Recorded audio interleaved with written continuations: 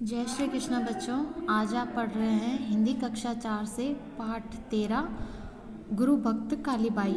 इस पाठ को हम पूर्व में पिछले वीडियो में पढ़ चुके हैं और इसमें हमने गुरु भक्त कालीबाई के बारे में जाना था। आज हम कुछ प्रश्न उत्तर को समझेंगे। प्रश्न संख्या 1 है, अंग्रेजों के अत्याचार की कहानियों को ध्यान से सुना जाता था।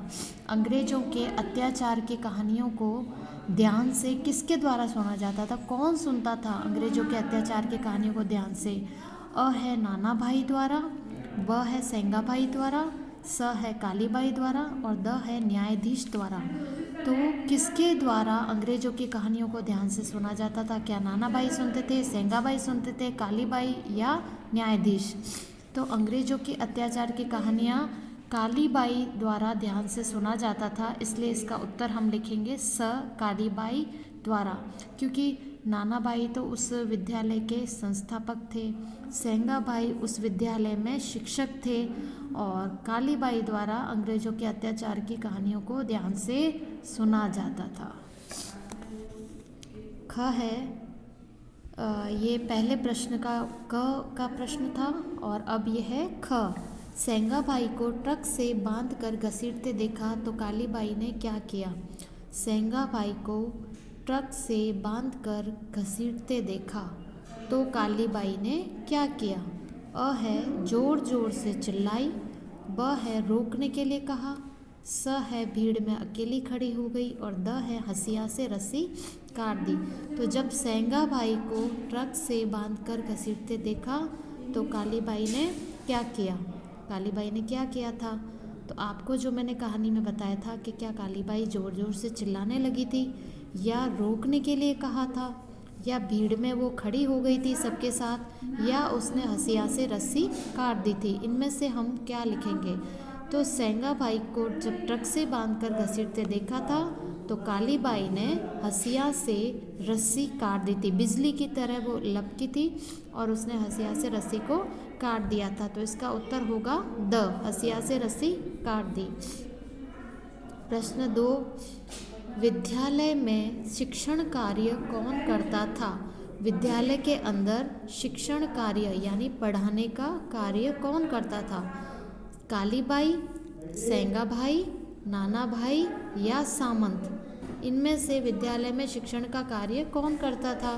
तो कालीबाई करती थी या सेंगा भाई करते थे, नाना भाई या सामंत? तो इसका उत्तर है ब, सेंगा भाई। तो विद्यालय में शिक्षण का कार्य कौन करता था? सेंगा भाई करते थे। प्रश्न संख्या 3, रिक्त स्थान भरो। इसमें हमें खाली जगह भरना है, रिक्त स्थान भरना है। आज़ादी से पहले यहाँ कोई स्कूल नहीं था। आज़ादी से पहले यहाँ रिक्त स्थान स्कूल नहीं था। तो कैसा स्कूल नहीं था? अच्छा स्कूल या सरकारी स्कूल? दोनों में से हम एक भरेंगे, अच्छा स्कूल या सरकारी स्कूल। तो हम ये भरेंगे आज़ादी से पहले यहाँ कोई सरकारी स्कूल नहीं था। तो यहाँ हम क्या भर देंगे? सरकारी। सरकारी स्कूल नहीं था। अच्छा नहीं, हम लिखेंगे सरकारी स्कूल नहीं था। दूसरा है, उन दिनों इस क्षेत्र के लोगों पर मार थी। उन दिनों इस क्षेत्र के लोगों पर मार थी। कैसी मार थी? यहाँ पे रिक्त स्थान है, इसमें हम यहाँ पे क्या लिखेंगे? दोहरी या तिहरी? दोनों में से एक भरेंगे, दोहरी या तिहरी। तो उन दिनों इस क्षेत्र के लोगों पर दोहरी मार थी। दोहरी यानी दुगनी मार थी, तो हम यहाँ भर देंगे दोहरी, दुगनी मार थी। तीसरा है, वह भी अपने की परम भक्त थी। वह भी अपने किसकी परम भक्त थी? क्या शिक्षक की या गुरु की?